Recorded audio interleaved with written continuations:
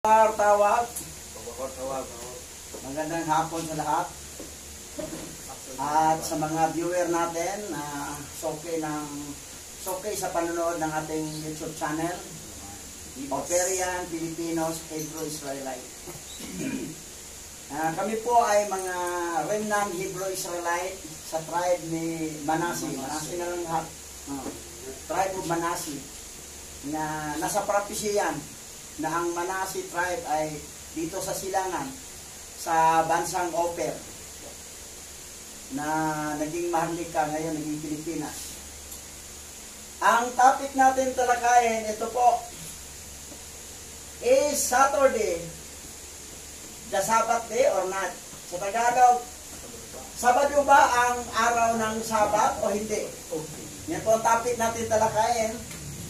Dahil may Sabat na Sunday, may Martes, iba-ibang klaseng kalanrakas na kalendaris na Sabat nila. Pero bago tayo magsimula, tayo ay manalangin, opening prayer by Pastor Richard. Tayo ay muling manalangin. Mapagpalang Abay Yahweh, sambahin ang iyong pangalan at patuloy kang mahayag sa gawain namin sa hapong ito at bigyan niyo kami ng karunungan at pangunawa. At ang karunungan ay mailagay sa aming kalagitnaan ng banal na Rakadas at ang bawat makikinig ay makinabang upang ang iyong layunin, higit sa lahat ang makilala kanila ay kanilang magawa at ang lubos na pagsunod sa mga tuntunin na iyong ginawa para sa aming kabubuti ay aming masundan. Ikaw ang patuloy naming itinataas, pinararangalan sa pangalan ni Masaya at Yahweh siya'y Yaman. Okay. Ngayon, so nabanggit ko na ang topic natin. Diretso na tayo. Basa. Exodus chapter 31 verse 13. Sabihin mo sa mga Israelita na ipangilin ang araw ng pamamahinga, sapagkat ito ang magsisilbing palatandaan sa inyo at sa inyong mga saling lahi na kayo'y aking pinili para maging bayan ko. Pinili na maging bayan ng ating Creator ni Abba Yahweh Alhayang. Ang palatandaan ay yung Sabat. Na meron talagang Sabat. Sa 7 araw, may isang araw na Sabat na papahinga. 6 na araw magtrabaho, pang-7 pahinga. Ngayon, anong araw ba ito? Dahil karamihan sa Christian, ang Sabat nila ay Sunday. At ang iba, sa Adventist, Sabado. At ibang mga nag-claim na mga Messianic, may Martes. Ang iba naman, iba-ibang araw. Depende sa makita nila sa langit, kailan nag-new moon. Pag new moon, pag 7 araw, Sabat. Another 7 araw, Sabat. So, parang ang gulo eh. Pero dito tayo. Okay. Ang malaga, isang palatandaan ng ating Abba Yahweh Alhayam na maging bayan niya bilang pinili na mayroon talagang Sabat na kinikilala. So, basa. Ano ang salitang Sabado sa Biblia? Ang salitang Sabat ay nagmula sa salitang Hebreo na Shabbat, na nangangahulugang pahinga. Ang araw ng Sabat sa Biblia ay Sabado, ang ika-7 araw ng linggo. Ang 10 utos ay nagbabawal sa paggawa ng anumang gawain sa Sabat at sa halip ay ialay ang araw na ito sa pagsamba. Binanggit na ang Sabat talaga ay Sabado ayon sa Bible. Ang Bible kasi hindi lang yung 66 book. Kasi ang kumpletong Bible ay 777 books. Pero ang Ethiopian na sinundan namin ngayon, na na-preserve, na anak ni Solomon at saka ni Queen Sheba, ay 120 books. Dati 80 books, 88. 100, ngayon 120 na. Ngayon, Ipoprove natin na saan mabasa sa Biblia na Sabado talaga ang Sabat. Hindi Sunday. Lalo hindi Martes. Lalo hindi Biyernes. Sabado, Saturday. Ito. Nakalagay ito, Friday, preparation day. Anim na araw yan. Saturday, Sabbath day. Sunday, first day of the week. Ipoprove natin to na saan sa Biblia ito mabasa. Ang Biblia, kasama po ang Book of Enoch. Sa 66 book, hindi kasama ang Book of Enoch, tinanggal nila. Pero kahit hindi Book of Enoch, mababasa din. Sabado talaga. Okay. Basa. Leviticus chapter 23 verse 32. Magiging Sabat na takdang kapahingahan sa inyo, at inyong pagdadalamhatiin ang inyong mga kaluluwa sa ikasiyam na araw ng buwan sa hapon, mula sa pagkalubog ng araw hanggang sa muling pagkalubog ng araw, ay ipangingili ninyo ang inyong Sabat. So, dito po sa Leviticus chapter 23 verse 22, ang reckoning, ang pagpalit ng araw ay sunset. Paglubog ng araw. Hindi po midnight. Kasi ang ating Gregorian calendar, midnight ang reckoning, yung pag-change ng araw. Alas 12 ng gabi, pag lumampas na isang segundo, ibang araw na. Pero dito, nakalagay sa Leviticus, sabi rito, it shall be the Sabbath appointed for you to raise, and you shall mourn your soul on the 9 days of the month after, from sunset until sunset. Again, you shall observe your Sabbath, sunset to sunset. Malinaw po na ang pag-reckoning, ang pag-change ng araw, sunset. Hindi po sunrise. Kasi may iba, sunrise. Pag sunrise, ibang araw na daw. Sunrise to sunrise. Pero sinabi dito, sunset to sunset. Ngayon, tingnan natin itong pangyayari nito. Basa. Mark chapter 16, verse 1 to 2. At pagkaumagang-umaga,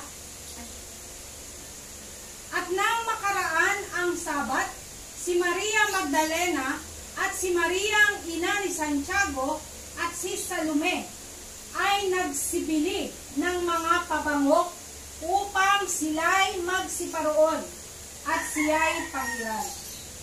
At pagkaumagang-umaga ng unang araw ng sanglinggo, ay nagsiparoon sila sa libingan ng sikat na ang araw. Itong tatlong babae, si Salome at saka yung dalawang Maria, bumili sila ng pabango para pahiran yung katawan ni Masaya Kihawasay nga nasa libingan. Pero bumili sila after sa Sabat. So, sunset. Kasi paglubog ng araw ng Saturday ay another day na. Tapos na ang Sabat. So, doon sila bumili. Siguro, mga alas 6:30 o alas 7. Pagdating ng umagang-umaga, na sumikat ng araw, nagpunta na sila sa libingan. Na doon nailibing si Masaya Kihawasay. Masaya Kihawasay po ang nakalagay sa original Bible. Hindi po Jesus Christ. Ngayon, nagpunta sila sa unang araw ng sanglinggo, first day of the week. Ano ba ang first day of the week? First day of the week, Sunday. Sabbath day, Saturday. Yung preparation day ay Friday. Ang tindi. So malinaw, na doon sa talata, yung nagpunta sila sa first day of the week, unang araw sa linggo, Sunday yun. Sunday, ng umaga. Madaling araw. Oo. Ngayon, Lipas na ang Sabat. Tapos na. Ah. kahit naman tingnan nyo sa kalendaryo, Ano ba ang unang araw? Oh, Sunday. Sunday. Ano ang pangpitong araw? Saturday, oh. Saturday. Hindi po Monday ang unang araw. Tama. Kalendaryo to ha, ng Gregorian, kahit kalendaryo ng Gregorian, kahit anong ibang kalendaryo, ganito talaga ang arrangement. Kaya ang arrangement nila. Sunday, unang araw, Monday, Tuesday, Wednesday, Thursday, Friday, Saturday, pangpito talaga ang Saturday. Ngayon, ang iba kasi ganito, new moon start the first day of each month. Hebrew kalendar yon. Yan ang tunay na marka. Ito yung ginamit ni Moses. Ngayon, nasaan natutunan ito ni Moses tong ganitong katuruan? Sa Egypt. Lumaki si Moses sa Egypt eh. Graduate siya sa University of Egypt. Ngayon, tinitingnan ni Moses kung kailan mag-Yomon, yun po ang unang araw. Tapos, Sabat pa rin yun, ang Yomon. Tapos, pagdating ng pangpitong araw, ay Sabat ulit.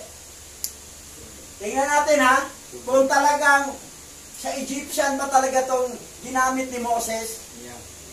Ancient Egyptian solar calendar. Yan, ganun ginagawa oh.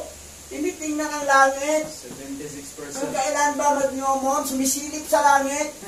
Yun rin ang ibang mga ano ngayon dito, ng mga Masyayanik. Sumisilip sila sa langit, ginagaya na si Moses. Saan galing ang teaching ni Moses? Sa Egypt. Yan ang tawag nila, lunar calendar. O, tingnan o, sumisilip sa langit, kailan ba? Ang problema na mapasilip sa langit, kung maulap. Oh, yan, di makita. Di makita ang buwan na nag-Yumo na ba? O, yan ang problema. Papasok ng hula-hula. Ayan na. Yan ang disadvantage. Eh ano natin ha? Tingnan natin, o basa. Kalendaryong lunar. Lumilitaw na gumamit ang mga Ehipsyo ng purong kalendaryong lunar bago ang pagtatatag ng kalendaryong sibil ng solar, kung saan nagsisimula ang bawat buwan sa umaga kung kailan hindi na makita ang nanghihinang crescent moon, hanggang sa pagsasara ng mga templo ng polytheist sa Egypt sa ilalim ng Byzantines. Ang kalendaryong lunar ay patuloy na ginamit bilang liturgical na taon ng iba't ibang mga kulto. Kulto ha? Ginamit. Ito ang ginagamit. Pag ito ang ginagamit nyo, kulto. O, yan ang tunay. Eh, hindi mo kami gumagamit niya, kaya hindi mo nyo Oo. kumagamit ito. Sabi niya, kung Sabado kayo lagi, Gregorian naman yan eh. Kalendar eh. Gregorian. No. Akala mo lang. Hindi Gregorian. Yan po ay Hebrew. Biblical. Ito kasi, yun ang ginamit ni Moses kasi kinuha niya sa katuruan ng Egypt. Yan naman. Kasi graduate si Moses sa University of Egypt. Ito ang ginamit niya, Roswena, yung nasa ilang na sila, silip na silip sila sa langit. Kung kailan mag-Yomon, ito yung unang araw sa buwan.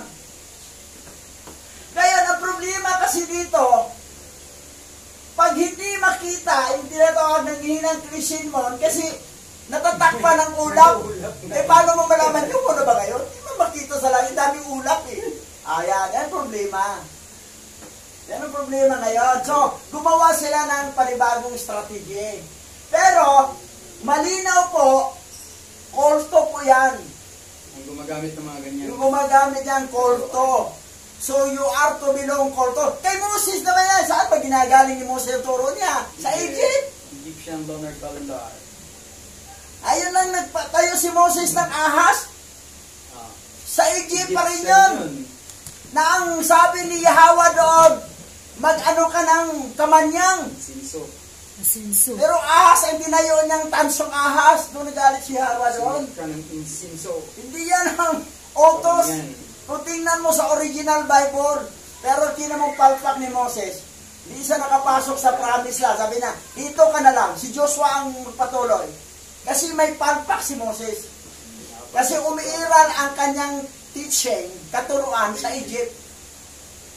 ang kay Moses lang, yung Hebrew, marunong siya. Kasi tinuruan siya sa kanyang amang si Amram ng Hebrew, ng pagsulat. Tatlong araw. Tuloy. Hinati ng kalendaryong lunar ang buwan sa 4 na linggo na sumasalamin sa bawat quarter ng mga yugto ng buwan. Dahil ang eksaktong oras ng umaga na itinuturing na magsisimula ng araw ng Egypt ay nananatiling hindi tiyak at walang katibayan na ang anumang paraan maliban sa pagmamasid ay ginamit upang matukoy ang simula ng mga buwang lunar bago ang ika-4 na siglo BC. Ayan. Walang tiyak na paraan upang muling buuin ang mga eksaktong petsa. Walang tiyak nga, kasi minsan, pag maulap ang langit, magmamasid na mamasid ka, hindi mo makikita ang new moon dahil natakpan ng ulap. That's why hindi talaga accurate. Yun ang disadvantage. Kaya lang, yun ang katuruan ng Egypt na dinala-dala ni Moses. Sabi na, ito yung Hebrew. Huwag na yung gagaya ng mga Gregorian calendar na ang Sabat. Laging Sabado, laging Sabado. Hindi Gregorian. Ang Gregorian, ginamit nila Sunday ang kanilang Sabat, hindi Saturday. Pinalitan. Basa.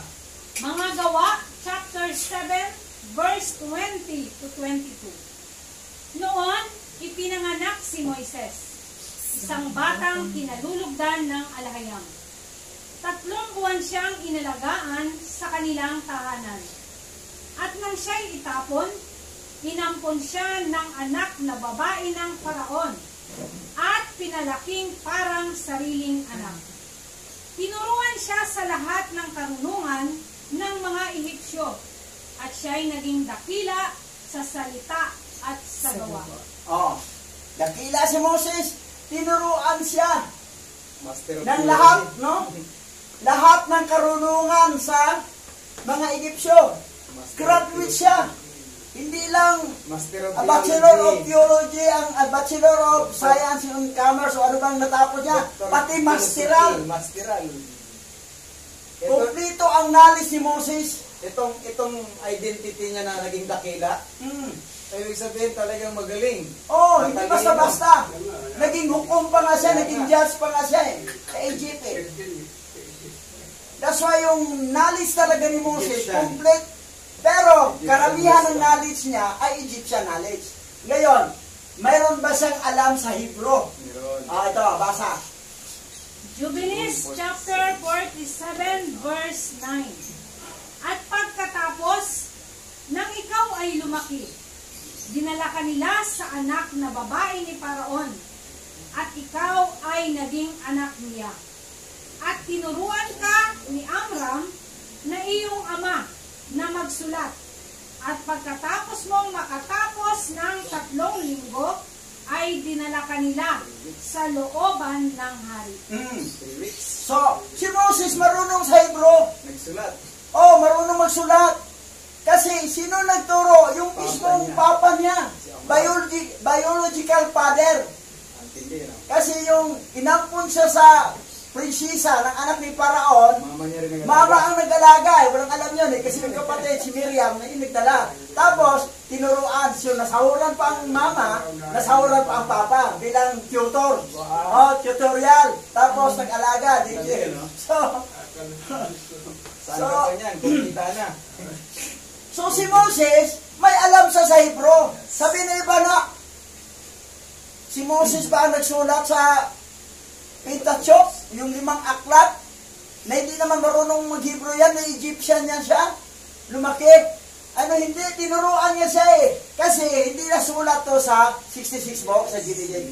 Ito Jubilee, chapter 47, verse 9, na sinabi dito na at tinuruan ka. Sabi ng anghela, tinuruan ka. Kasi itong sitting na ito, nasa Mount Sinai sila Nag-usap sila sa anghel.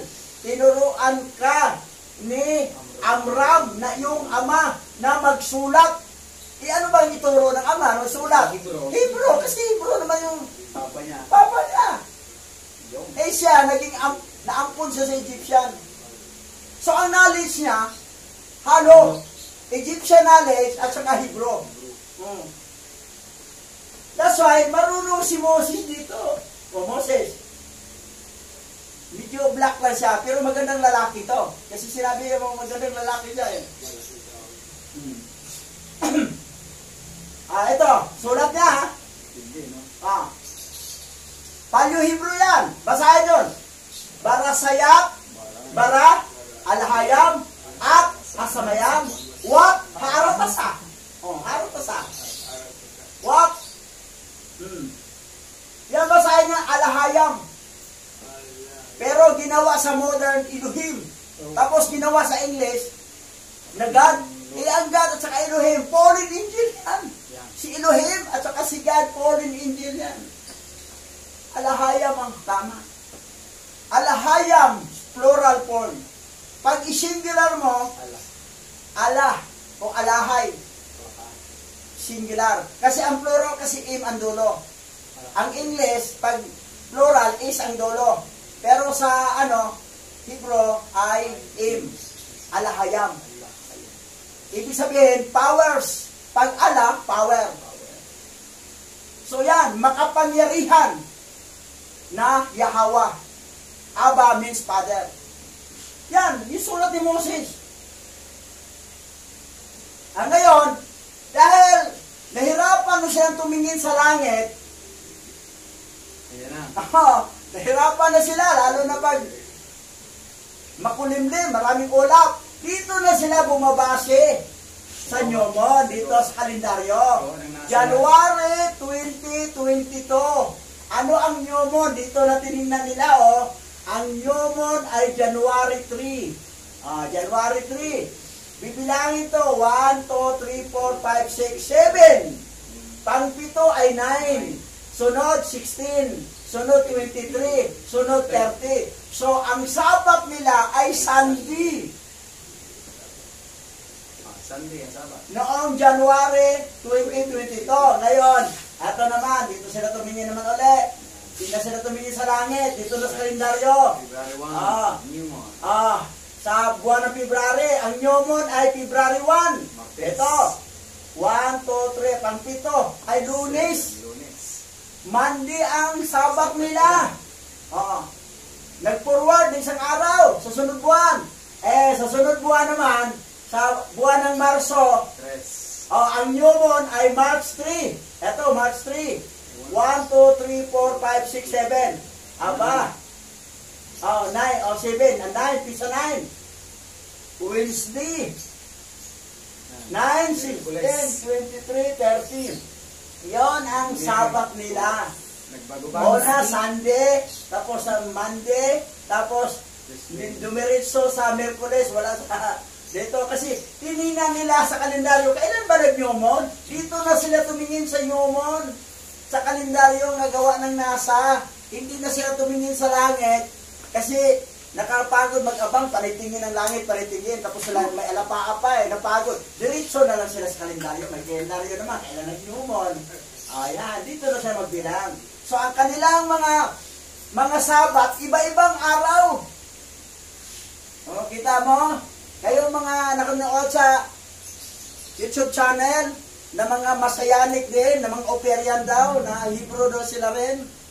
Ito ang sabat ninyo Babago-bago. Ito ang epekto ng hindi pa pinag-aralan Kumaayo na lang. Ngayon, tingnan natin itong Coptic. Did you know that the Coptic calendar is still used in Egypt? Ang Coptic calendar ng Egyptian, ang kanilang first month ng taon, New Year ay September 11. Pareho sa Ethiopia. September 11 ang New Year. Pero sa Gregorian calendar, ang New Year ay January 1. Ganon. Nagkaiba-iba ha. Ngayon, basa.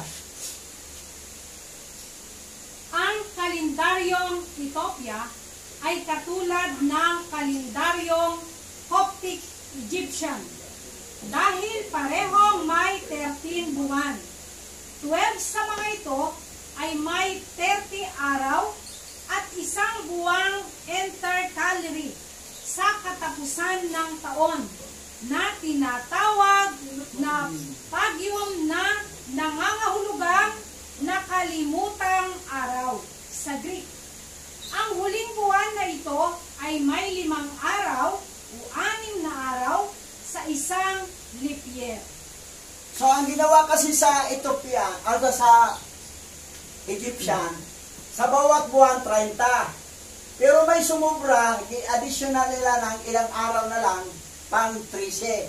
Pero hindi katulad sa Ethiopia na laging 28, buo talaga kumplito ang 13 nga buwan. Pero tag 28 lahat. So, yon. Ngayon, sige, basa. Anong taon ngayon sa Ethiopia? Ito na. Ang kasalukuyang taon sa Ethiopia ay 2016. Ang taon ng Ethiopia ay magsisimula sa ika-11 ng Setyembre o sa ika-12 ng Setyembre sa isang Gregorian leap year. Ito ay 7 hanggang 8 taon sa likod ng taon ng Gregorian dahil sa mga alternatibong kalkulasyon sa pagtukoy sa pitsa ng pagpapahayag ng kapanganakan ni Mashiach Yahawashai. Kapanganakan ni Mashiach Yahawashai ay New Year. Ano ang New Year? Ay September 11. Na pag sa Gregorian ay mayroong leap year, minsan September 12. September 11, ganon din doon sa Egypt, sa Egyptian, pareho sila. So, September 11 ng September, yan ang simula. Pero biro mo sa Ethiopia, anong year? 2016 pa. Ngayon dito, sa Gregorian, 2023. Late sila. Late na sila. Late sila, no? Baka 2017 na ngayon. Napanood ko sa video, late talaga sila. Okay. Ngayon, may ibang Messianic naman na ganito sila. Halimbawa, ang new moon ay 13 ng buwan ng January 2021. So, ang kanilang Sabat di laging Martis. Yan na. 1, 2, 3, 4, 5, 6, 7. O, Martes, pang-7.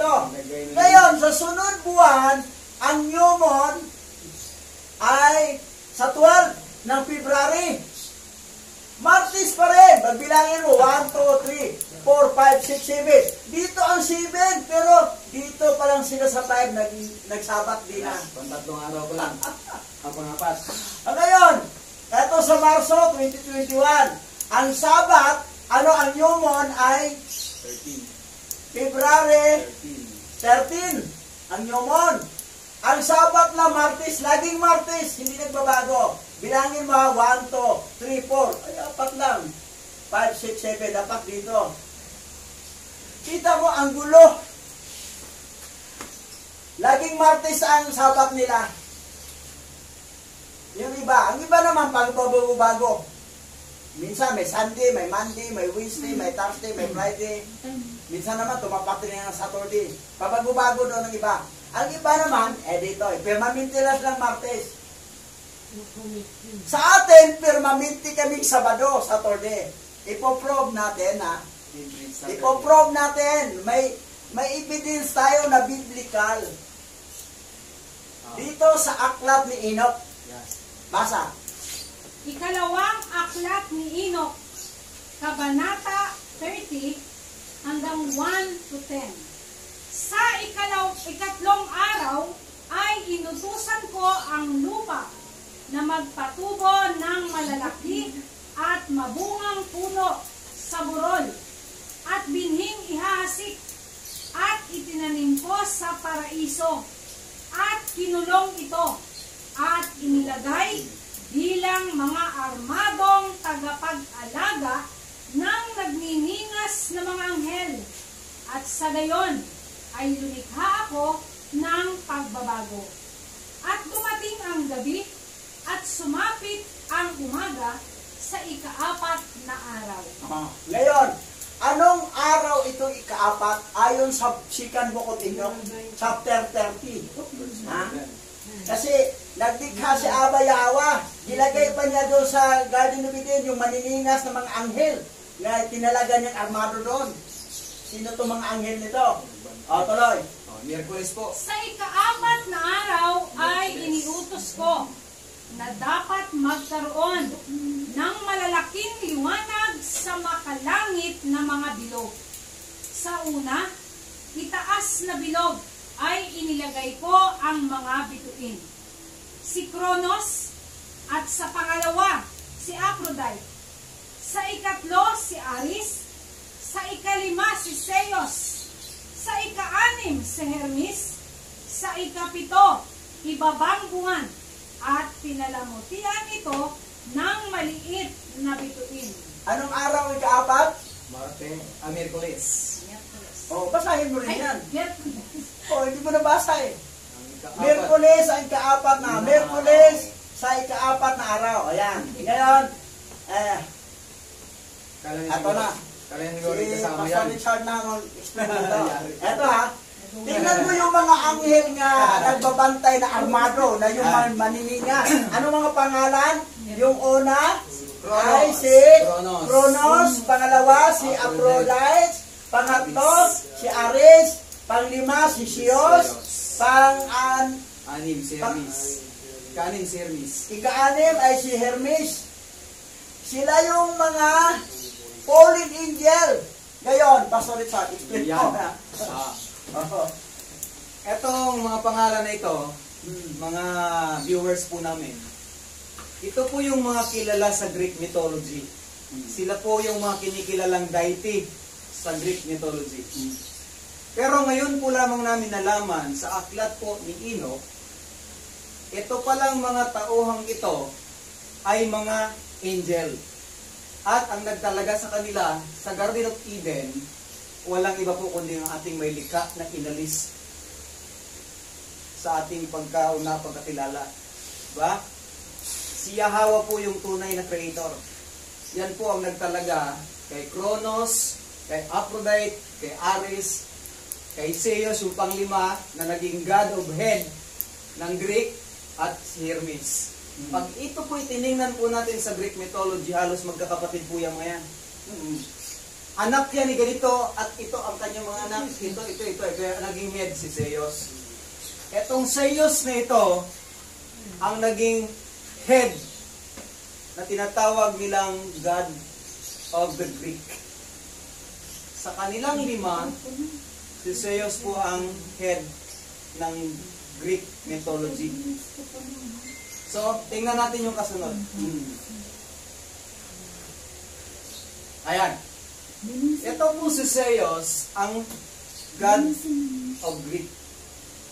Ngayon, yung Zeus muna yan, nung kanyang panahon, ay naging ito na sa ating panahon. Yung Zeus, siya po yung Isos, na ikinabit po sa pangalan ng taong ito, na ang ibig sabihin ng Isos is Celsius. Thus, the name, ito na siya ngayon. Yung Isos po na yan, walang iba po kung hindi itong pangalang ito. Ang ibig sabihin ng Jesus mean Celsius. Sa iba pong pakahulugan, ang Jesus po, ang meaning po niyan, I welcome disaster and calamity. Yung ibig sabihin ng Celsius. At nabuo ang pangalang Isos dahil sa pangalan ni Zeus. Zeus, from Zeus, ginawang Isos. At ito ang katakataka, ba't naging letter J yung I? Yan. So mayroon na po tayong mga senior sa inyo kung bakit naging Jesus yung letter I o naging letter G yung letter I. So nakita po natin kung ano po ang talagang itinatago sa pangalan ni Jesus. Kung bakit pinilit po yan na maging Savior. Ang Savior po na tunay na dumating sa Israel ay si Yahweh Shai. Pero, yung nakilala nating Savior sa 66 books ay ang pangalang Jesus from Isos, at ang original po ay walang iba kundi si Seos na panglimang angel na inilagay ni Abba Yahweh sa Garden of Eden. Yan po. So makikita po ninyo, halos 1, 2, 3, 4, and the last 5. Ito po ang katauhan ni Seos ngayon. So makikita po ninyo yan, yung tao na yan, yung mukha na yan, ay napakagwapo. Yung kanyang mata halos pag tinignan mo, nabibili yan sa Shopee. Yung nilalagay ng mga kabataan sa mata. Yan, yung mata niya, yung pinakagitna. Nabibili na po ngayon sa Shopee yan. Yan, contact lens sa tawag. Pili ka lang, may brown, may blue, may red, so kung ano dyan. Yan. So, pero, nakakabahala po. Dahil, ang pangalang Seos, na nag-evolve sa pangalang Isos, ay napunta po sa pangalang Jesus. So, ikaw pagligtas ng Christian. Ito po ang ginawang Savior ng 66 book ng Christianity. So, ang Savior ng Christianity is Greek. Kaya ang tunay pong Savior ay Hebrew, na wala iba kundi si Yahweh Shai. Sabi-sabihin, anong tawag natin dito? Ito ang umagaw sa katauhan ni Yahweh Shai. Originally, Hebrew ang Savior na dumating, pero nakilala natin sa 66 books na sinasamba at pinaniwalaan na tagapagligtas ng lahat ng Kristiyano. So, basta ang tingin mo, maligtas kaya ang tao dito umaasa, maligtas. Ayan. Maligtas sila. Magandang tanong Maligtas siya. kaya sila. Na dito umaasa. So, kung fallen angel ang pinagmula ng pangalang ito, mula kay Seos, ano tawag natin dito? Fallen angel din. So, anong aasahan natin dito na kaligtasan? Invented pala ito eh. From Seos, Isos, at ginawang Jesus, sabi-sabihin, wala po tayong maaasahan dito. Dati, ako din nagtuturo nito. Kami ni Bishop, kahit pong lahat nandito, ay nagtuturo na si Jesus ang tagapagligtas. Pero nung malaman namin, ito pa ng Jesus na ito ay galing sa pangalang Seos, at ang katauhan, ang hiram lang kay Cesare Borgia, anong aasahan po natin kaligtasan yan? Wala. So lahat po ng umaasa sa taong ito, sa pangalang ito, ay walang maaasahang pag-asa. Ito pa pa sa, ito, ayan. Ayan. Ito matindi pa. Maliban mula siya sa pangalang pangalang ni Seos na ginawang Isos at naging Jesus, dineclare po ni Emperor Constantine na ang Jesus na pangalan ay isa sa kumakatawan bilang Sun God. Diyos po siya na araw, kumakatawan. Kaya makikita nyo, lahat ng imahe ni Jesus Christ sa lahat ng mga simbahan ng Katoliko ay may mga sinag ng araw sa ulo. Ayan. Jesus, the Son God, o the Son of God, God din po yan. Seos, the Sun God. So, makikita nyo, iisang identity. The name Jesus is rooted in European pagan, sun god or sun worshipping. Greek name ending with Sos or Seos.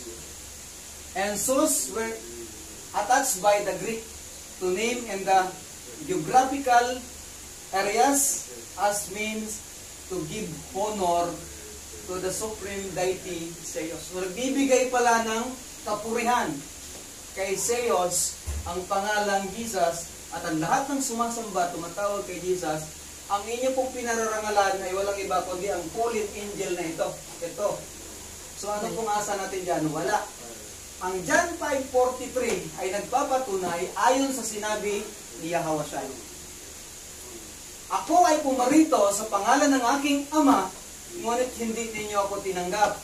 Ngunit may paparito sa kanyang sariling pangalan ang siya ninyong tatanggapin. Propesya po ito ni Yahweh Shai noon nung siya na andito, kasama ng kanyang mga apostol. Nangyari po, nangyari. Kailan nangyari? 1769. Nung naipasok ang letter G saan? Sa pangalang Isos. Yung G ay yung I pinalitan ng letter G. Griego-Egyptian God. Ang pangalang Serapis Christos is a founder of Christianity 305 BC hanggang 325 AD.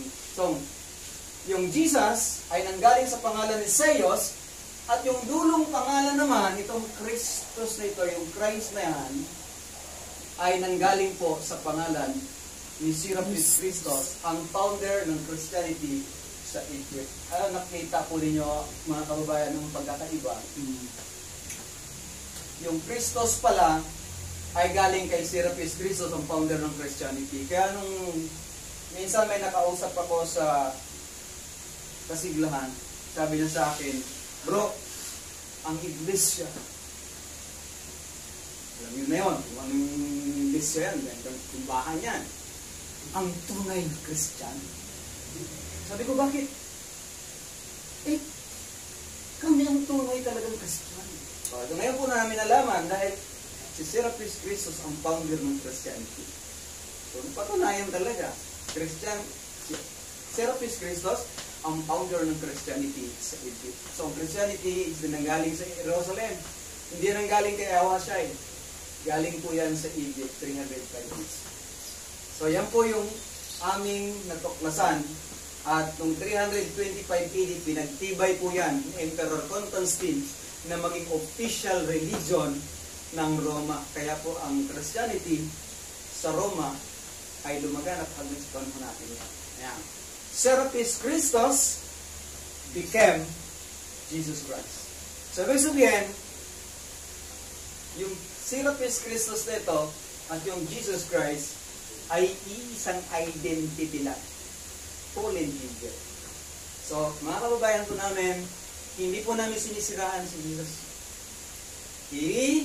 Pinapakilala lamang po namin si Jesus upang maunawaan at maintindihan nyo at piliin ninyo kung ano po ang nararapat. Nilalatag po namin itong karunungan at kalalamang ito upang hindi po tayo magsisi sa huli. Ayan o. Jesus, nakilala po ang pangalan yan sa 66 books noong 1769 hanggang sa ating kapanahunan. Pero itong Yahweh na pinalitan ng pikit na yan, 6 BC up to 70 AD lang po. Kasi noong 70 AD, ang Bibliang Tanak nandun pa sa Israel, sa Jerusalem.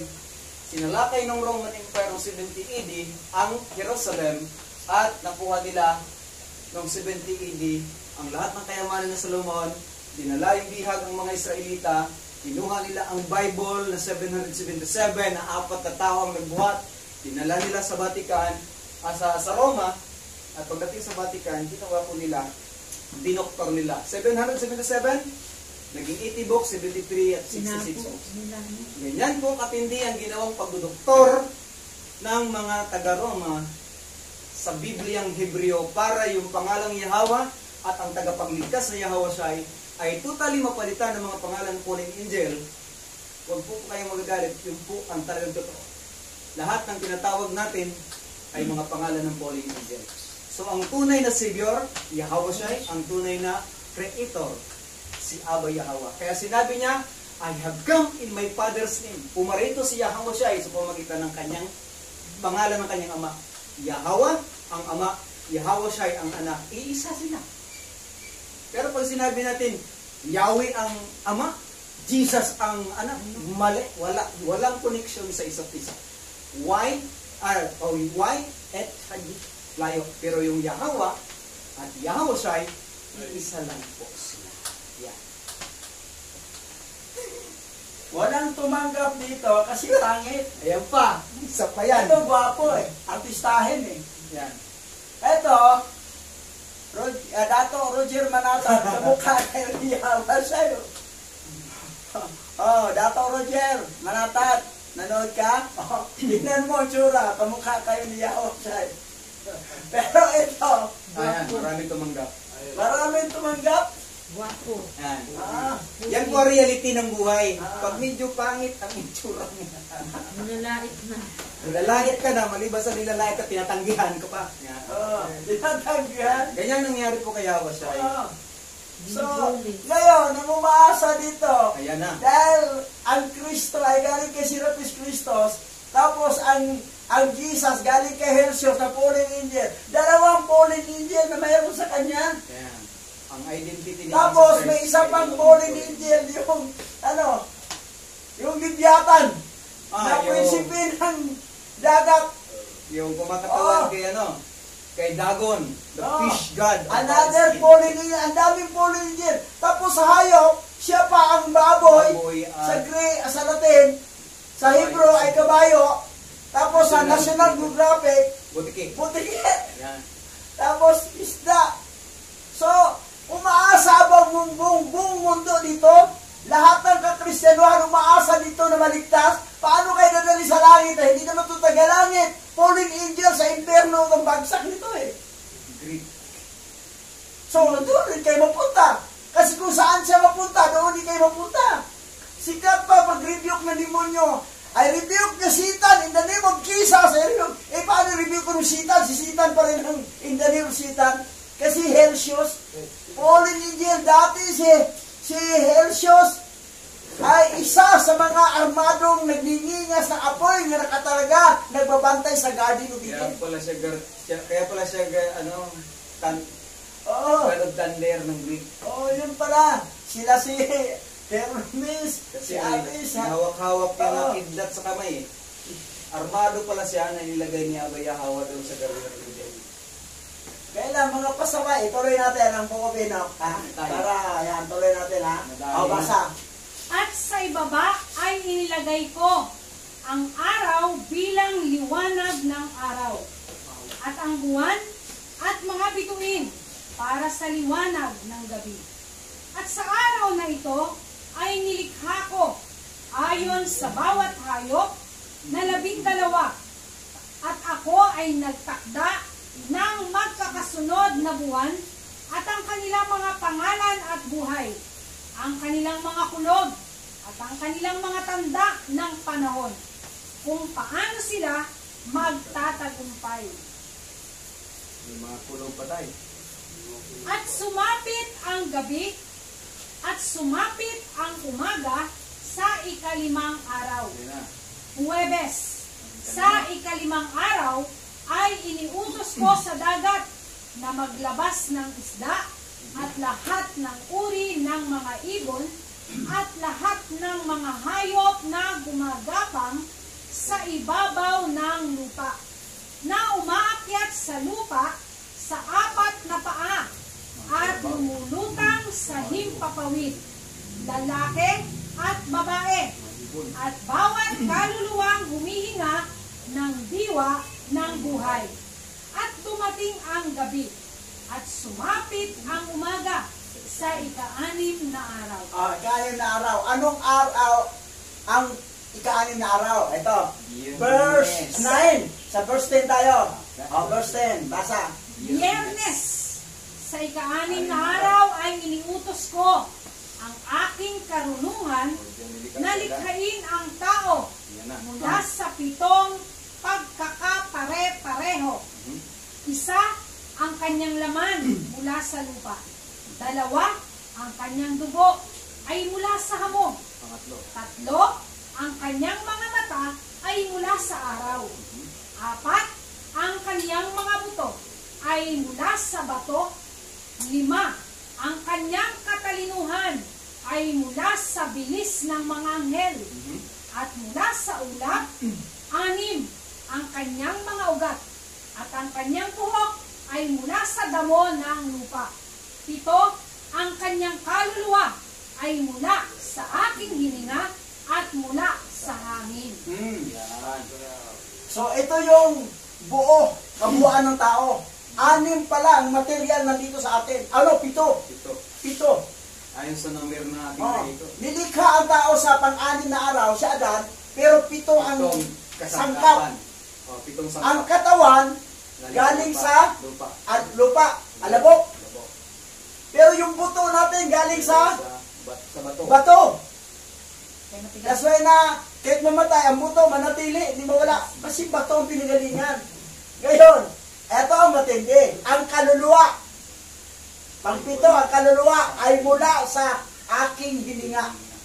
Hininga Oxygen yung hangin. ni Abba Yahweh. Yung buhay, That's why, hininga yung namin buhay. kay Yahweh. That's why na, kalarawan ang tao, kawangis ni Abba Yahweh, kasi hininga mismo niya. Hindi yan ginawa niya sa anghel. Hindi. Nilikha niya ang anghel, hindi Galing sa binasi apoy. sa hininga ni Yahweh. Yes, ganun na lang kaingit ang mga anghel sa tao. Mula sa hininga at mula sa hangin. Kaya nabubuhay tayo sa hangin. That's why nabuhay tayo sa hangin. Kasi kung wala ng hangin, patay tayo. Wala tayo kahinga. Malumos man. Manumos, punta ka sa ilang dagat, walang hangin. Punta ka sa lugar na walang hangin. Hindi ka makahinga, patay. Masupok. Kasi mula sa hangin, kailangan makahinga tayo dahil sa hangin. At ito po hininga mismo ni Abba Yahweh. Hininga niya. So, galing sa kanya ang loob. Hindi ka So, makahinga. that's why kararawan. Oh, aking hininga. Stress. So, ganon. Very special ang tao. Ganon na lamang na itong mga anghel na inggit ay nilaglag sila. Naging sitan. Akala ba niyo isa lang sitan? Maraming sitan sila. Ang dami nila. Satanas. 10 ang Satan. Tapos dagdagan pa ng Nagdagdagan 5. pa ito. 15. 15 lahat. Dami. Pero babasa pa natin yung pamadagdagan mo. Pero ba, 15 pala yung ang pinuno pala doon, si Diyos pala doon sa Garden of Eden. pang-5. Pang-5 sa kanila. Oo, Kasi si Diyos. kaya Na yun ang sinamba ng mga tao na, oh, Jesus. si Jesus po ay walang Si iba Diyos kundi yan. si Zeus. So, nakakawa. Kayong mga Kristiyano, sa totoo lang, ang totoo, Christian po ang kulto. Yun ang totoong kulto, Christian. Mas hindi pa nga kulto ang Islam eh. Hindi pa kulto ang Islam. Naniniwala pa Pero, yung mga Messianic, yung teaching ng mga Hebrew Israel, yun talaga ang pinakatama. Kasi, yun ang bayan. Yun ang pinakakuan ni Abba Yahweh kay Abraham, kay Isaac, at saka kay Jacob, kay Yasharala, na kanyang bayan. At palatandaan yung Sabat. Bayan. Ngayon, pang-anim na araw, Bernes, ano ang pang-pito? Sabat. Sabado. Sabado. Oo, basa. Ang sabat ng mga Hudyo mula sa Hebreo na Shabbat, to rest, ay ipinagdiriwang sa buong taon sa ikapitong araw ng linggo, Sabado. Ayon sa tradisyon ng Biblia, ginugunita nito ang orihinal na ikapitong araw kung saan nagpahinga si Alhayam pagkatapos makompleto ang paglikha. So, Sabado talaga, permanenting Sabado, hindi yung silip-silip ka sa langit. Kasi Egyptian doctrine yan, na minana ni Moses, silip-silip sa langit. Pero di ba, hindi na sumilip sa langit, tinignan na ng kalendaryo, kailan mag-new moon. Tapos bilangin pag 7 araw, yun na, bilang-bilang na sila. Kasi, minsan kasi, di makita sa langit, alapaap natakpan eh. So, ganon. Mabago-bago rin. Ang iba naman, new moon ito, pero lagi permanente sa Sabado. Sa Martes. Pero Sabado po ang nakalagay. Bakit kayo Sabado? Yan ang biblical eh. Sabi niya, Gregorian. Ang Gregorian, ang Sabat nila ay Sunday. Sunday ay Sabat ng Gregorian. Hindi Sabado. Sa totoo lang. So kung gusto niyo sa tama, Saturday po ang Sabat. Hindi Sunday, Gregorian ang Sunday. Pag Martes, yan, walang alam yan. Pag gusto nyo talagang maligtas, talikuran nyo ni Diyos, Yahweh siya, yan yung tanggapin. Oo, yan. Kasi yan ang tunay na babalik. Okay. Dito tayo sa Jubileo. Basa. Jubileo chapter 50 verse 12 to 13. At ang bawat tao na gumawa ng anumang gawain doon, o naglalakbay, o nagbubukid sa kanyang sakahan, maging sa kanyang bahay, o alinmang dako, at ang nagsisindi ng apoy, o nakasakay sa anumang hayop, o naglalakbay sa barko, dagat, at sino mang manakit o pumatay ng anuman, o pumatay ng hayop o ibon, o sino mang makahuli ng hayop o ibon o isda, o nakikipagdigma sa araw ng Sabat. Pastor, explain mo. Ayan. Pagdating po ng araw ng Sabat, ang sabi po ng Abay Yahawa ay huwag po magka-travel. Pupunta ka ng probinsya, pag araw ng Sabat tatapat ay kung ikaw ay talagang nagbibigay ng papuri sa ating Abay Yahawa, hindi mo gagawin ng travel. Hintayin mo, pinalipas mo na. Sa araw ng Sabat, kailangan ikaw ay mangilin sa ating Abay Yahawa. At maging yung nangingisda sa araw ng Sabat, hindi rin po pwede.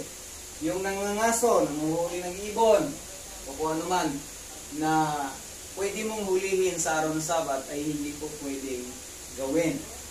At, ano pa? Yung nakipagdigma sa araw ng Sabat, hindi rin po pwede. Ito yung ginawa po nila na, ito po yung ginawa ng kalaban ng Israel na, ang tawag doon? Nilosob sila. Nilosob sila. Ng Sabihin, araw ng Sabat. pinagsamantalahan sila sa araw ng Sabat. 2 beses po.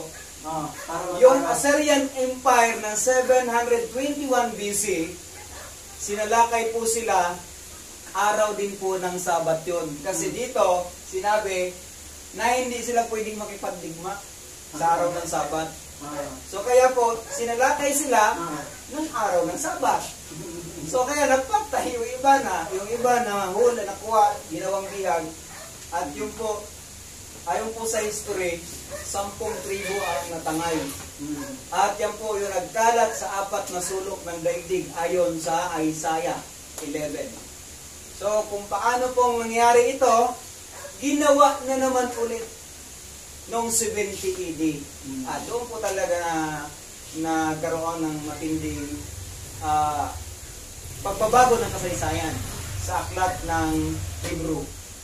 Yun na, nakuha yung Hebrew Bible na tinatawag Pintana na 777 books. At ang lahat ng Israelita sa panahon na yon, 3 tribo lang po yung nandun 70 AD. Ang head po ay si Huda at ang kanyang 2 kapatid, si Levi at saka si Benjamin. So, bagamat nandun yung 2 tribo, Judaism na rin ang tawag sa kanila, o Judah. Isang tribo na lang ang identity nila. So, yan po naganap noong 70 AD. Hindi po nila ginawang manlaban sapagkat sinabi doon na hindi din po sila pwede na lumaban sa pakikipagdigmaan sa araw ng Sabat. So, Pastor, babasa natin. Sige, basa. matindi. Ang taong gumagawa ng alinman sa mga bagay na ito sa Sabat ay mamamatay.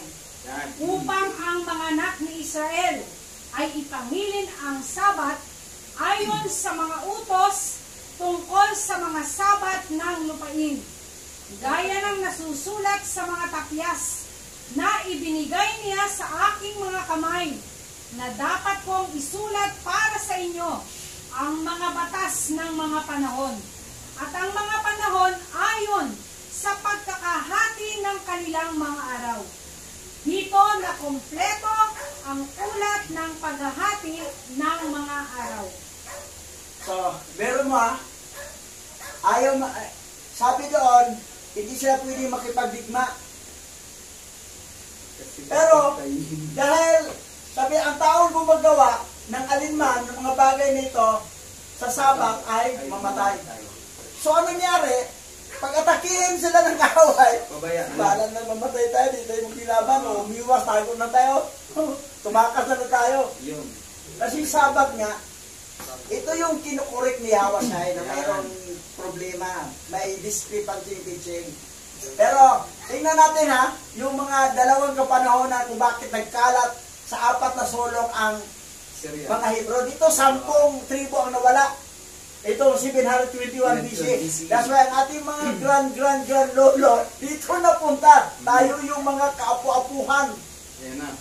Tayo yung kapupuhan. Tribe ni Subulon. Sibulon. Yung dalawa, bali tribe of Manasi.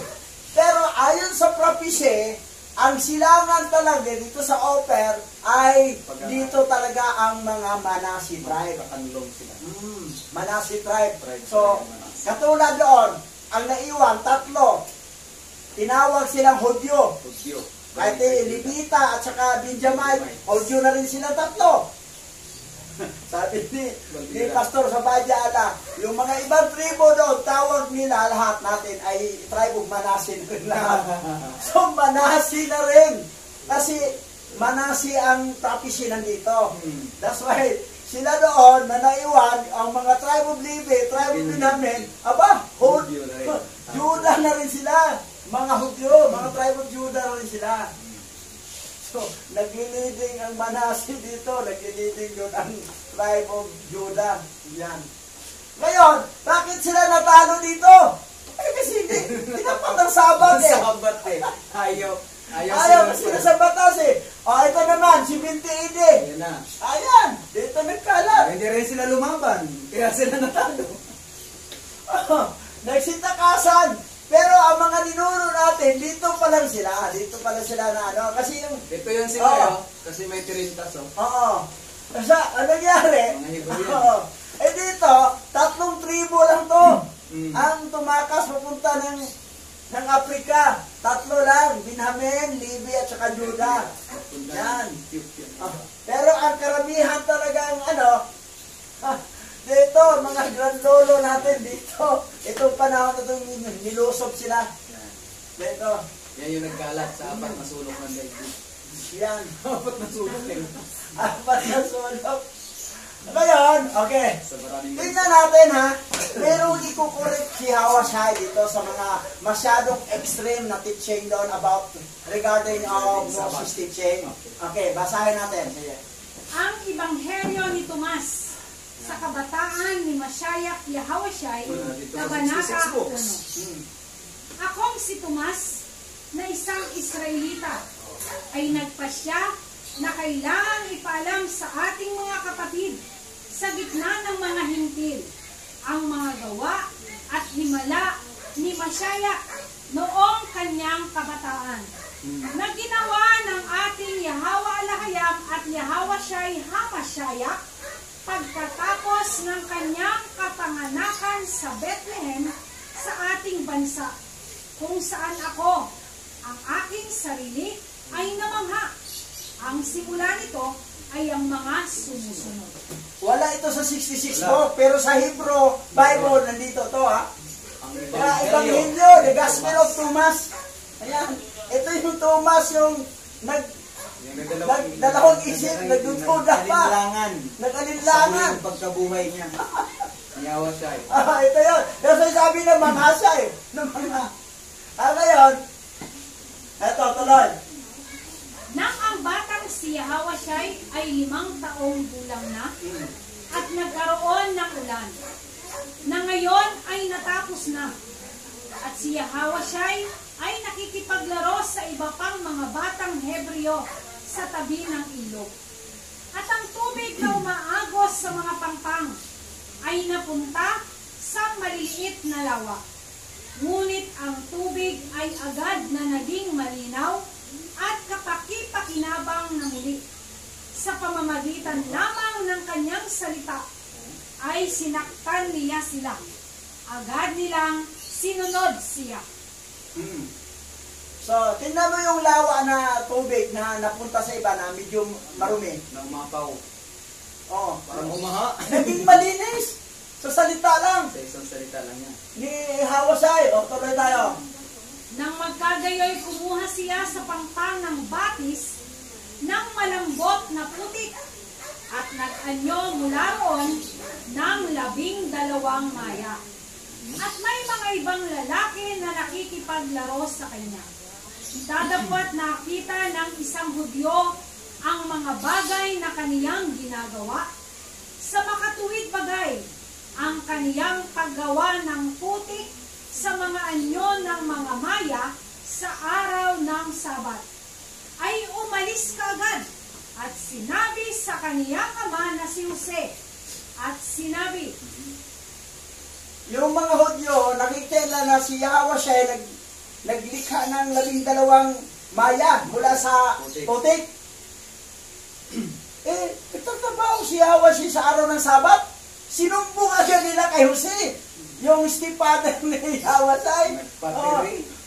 Sinumbong nila na gumawa ng maya. Tapos tuloy natin ano nangyari. Tuloy. narito, ang iyong anak na lalaki ay naglalaro sa tabi ng ilog at kumukuha ng putik at ginawang 12 maya at nilapastangan ang Sabat. Nang magkagayoy na paroon si Jose sa dakong kinaroroonan niya at nang makita niya siya, ay tinawag siya at sinabi, bakit mo ginagawa ang hindi matuwid na gawin sa araw ng Sabat? Nasirmonan si Yahweh siya ni Joseph, ni Jose, na bakit nilapastangan mo ang araw ng Sabat na gumawa ka na hindi matuwid sa araw ng Sabat? Kaya akala kasi nila, very strict kasi sinunod nila ang teaching ni Moses talaga, na yun Pero di-explain Yahweh siya na mayroong exemption to the rule. Every angle may tinatawag na exemption to the rule. Kasi, pero mo nagtrabaho, 12 na yung putik, ginawa ng 12 maya. Dos patiri.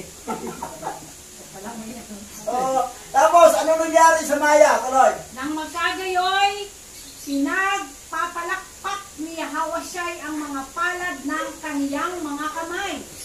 Tinawag ang mga maya at sinabi sa kanila, humayo kayo, lumipad kayo, at habang kayo'y nabubuhay, ay alalahanin ninyo ako. Kaya't ang mga maya ay nagsitakas na gumagawa ng ingay. Nang makita ito ng mga Hudyo, nagulat sila at umalis at sinabi sa kanilang mga pinuno kung anong kakaibang himala ang nakita nilang ginawa ni Yahweh. Wala sa 66 book yun kasi sa Ebanghelyo, sa Gospel of Thomas gumawa ng 12 putik na anyong maya. Tapos pagpalakpan na, nabuhay ba yan? Silipat. Maya ko, huwag niyo akong kalimutan. Lumipad, nagulat sila na, putik yun, galing yun. Bakit naging totoong maya na? Ibon na lumilipad ng mga maya. Nagugulat ng mga Hudyo. Nagugulat siya ng klaseng himala. Araw ng Sabat yun, ginawa. Liyawasay. Dito na siya pinag-inita ng mga Hudyo. Hanggang dinala siya, paglaki niya, dinala siya kay Poncio Pilato. Tuloy natin. Matthew chapter 12, verse 10 to 12. May isang lalaki roon na paralisado ang isang kamay. Naroon din ang ilang taong naghahanap ng pagkakataong maparatangan si Yahweh. Tinanong nila si Yahweh, naaayon ba sa kautusan ang magpagaling ng may sakit kung araw ng pamamahinga? Sumagot siya, kung kayo'y may tupang mahulog sa balon sa araw ng pamamahinga, hindi ba ninyo ito iaahon? Higit na mahalaga ang isang tao kaysa isang tupa. Kaya't naaayon sa kautusan ang gumawa ng mabuti sa araw ng pamamahinga. Basta paggawa ng mabuti, pagligtas. Niligtas yung nahulog na tupa sa bangin. At saka yung may na-paralyze na pinagaling. Paggawa ng mabuti. At saka yung nilusob sila sa mga kalaban. Magpapatay na ba sila? Magpahuli ba sila? Dapat lumalaban kasi magligtas ng buhay niya Yun ang nangyari. Nasubrahan sa pagkain. Yun nagkalat tuloy yan. Sa 4 na sulok ang mga Hebrew Israelite kasi namali, masyadong extreme ang teaching na sinunod na kay Moses. Dito gilinaw ni Masayat Yahweh. Gayon, ano pang sinabi ni Masayat Yahweh? Basa. Mark chapter 2 verse 27. Sinabi rin ni Yahweh, itinakda ang araw ng pamamahinga para sa ikabubuti ng tao. Hindi nilikha ang tao para sa araw ng pamamahinga. Nilikha ang pamahinga Para sa ikabubuti. para sa Ikabubuti ng tao. ikabubuti ng tao. Hindi. Oh. Nilikha. Tinakda ang araw ng pahinga para sa ikabubuti ng tao. Hindi yung nilikha ang tao para sa araw ng pahinga. Para bang ang araw ng pahinga na ang masunod? Parang sunsunuran na tayo. Hindi tayo pa rin ang masunod. Kasi pag kita, kailangan natin gawin to kasi tupa, nalaglag, ilang buhayin. Ito naman, pwede naman nating tulungan to sa araw no. Kasi kawawa naman, wala silang makain. Ngayon, nilulusob tayo. Paano na ito? Patayin tayo. Ano ba? Para tayo. So, ganon. Kasi ang pamahinga, nilikha ang tao para sa pamahinga. Sa araw ng pahinga, hindi yung ang pahinga na tuloy ang masunod, kundi ang tao pa rin ang masunod. Depende. So, kailangan kasi mayroon tayong initiative. Pero yung pag-travel, depende sa travel yon. Halimbawa, may namatay doon, kailangan talagang puntahan mo. Dahil, kailangan. Ayan, exemption to the rule yun. Na mag-travel ka na talaga. Kasi mahalaga. Pero kung mag-travel ka na gala-gala lang, ay pag-usapan yan. Pag-usapan yan. Kung lumalaban ka na wala ka rin mas katularan, mali naman yan. Mali din yan. Sa araw ng Sabat. Pero kung lumalaban ka dahil dipinsa, self-defense, yan, pwede. Oh. So, ito yung ibig to ko yun ni Yahweh siya, na kinukorek niya, na hindi tanggap ng mga Hudyo, na tuloy, pinaratangan siya hanggang madala siya sa death penalty. Nakita ni Poncio Pilato, wala namang kasalanan kung nakita dito. Katulad na lang yung sa ayon sa inyong batas. Anong death penalty ng Israelite? Dalawa lang. Batuhin hanggang matay. Pangalawa, ibitin sa kahoy. Hindi naman death penalty ng Roma. Kasi ang death penalty ng Roma ipako sa cross. Oh. Tapos putulan ng ulo. Yan. O daw. Tuloy. Exodus chapter 35 verse 1 to 5. Tinipon ni Moises ang buong Israel at kanyang sinabi, ito ang iniuutos sa inyo ni Yahweh. 6 na araw kayong magtatrabaho, ngunit ang ikapitong araw ay araw ng pamamahinga na nakalaan sa akin. Papatayin ang sino mang magtrabaho sa araw na iyon. Sa araw ng pamamahinga, huwag kayong magsisindi ng apoy sa lahat ng inyong mga tahanan. Sinabi ni Moises sa mga Israelita, ito ang iniuutos ni Yahweh. Maghandog kayo kay Yahweh. Ito ang maaari ninyong ihandog, ginto, pilak, at tanso. Yun. Pagdating kasi sa pagtitipon, maghandog talaga, ginto. Kasi wala pang papel na pera nung panahon eh. Wala pang isinip ko na lang sa Gcash. So, eto. Pero, ito yung talagang hindi reasonable, ang doctrine talaga, papatayin. Pero sa atin, yung doon sa Acts chapter 10 verse 25, sisirmonan na lang, na huwag niyong kaligtaan, not forsaking the assembling of ourselves together, as is the manner of some, but exhorting one another, and so much the more as you see the day is approaching. Parang sisirmonan lang na yung magtatrabaho. So ito mga natin, dahil mga rimnan tayo, sermon labotin. Kaya iba nagreklamo, si Bishop na personal. Mabuti na nga sermon sa Israel, hindi, papatayin ka talaga. Papatayin ang hindi umati ng Sabat. Yun nga rin siguro to, magsaing ka sa bahay nyo, bawal din. Magtindi ng apoy eh. Talagang Friday preparation day. Yun talaga doon. Ang tindi nito ni Moises eh. That's why dito, ang tukuyin kasi ni Masaya Kiyawasay, reasonable, depende sa right reasoning, right reasonable na gagawin. Mayroon talagang tinatawag exception to the rule. Pero kung sundin talaga, bahaw talagang kakainin sa Sabado. Kasi luto na sila sa Friday. Tapos, pag makita nilang gumagawa, papatayin talaga. Dito sa atin, sermonan lang. Pero itong si sermonan, Nagagalit pa dahil namin personal daw tayo. Nangasuko na. Oo. Nako. Okay, tuloy tayo para matapos na. Yeah. Levitico chapter 26 verse 2 to 5. Igalang ninyo ang araw ng pamamahinga at ang aking santuaryo. Ako si Hawa. Kung susundin ninyo ang aking mga tuntunin at tutuparin ang aking mga utos, pauulanin ko sa tamang panahon at mamumunga ng sagana ang mga punong kahoy sa kaparangan. Kahit tapos na ang panahon ng pitasan ng prutas at panahon ng muling pagtatanim, ay gumigihik pa kayo. Sasagana kayo sa pagkain at mamumuhay ng panatag. Ang masunurin pala ng Sabat ay i-bless pala. Pagpalain. Pero mo, hindi na panahon sa tag-harvest, pero may ma-harvest ka pa. So, nandoon yung blessing masunurin. Pero, meron naman masyadong explain na si Yahweh na mismo nagpakita ng exemption to the rule.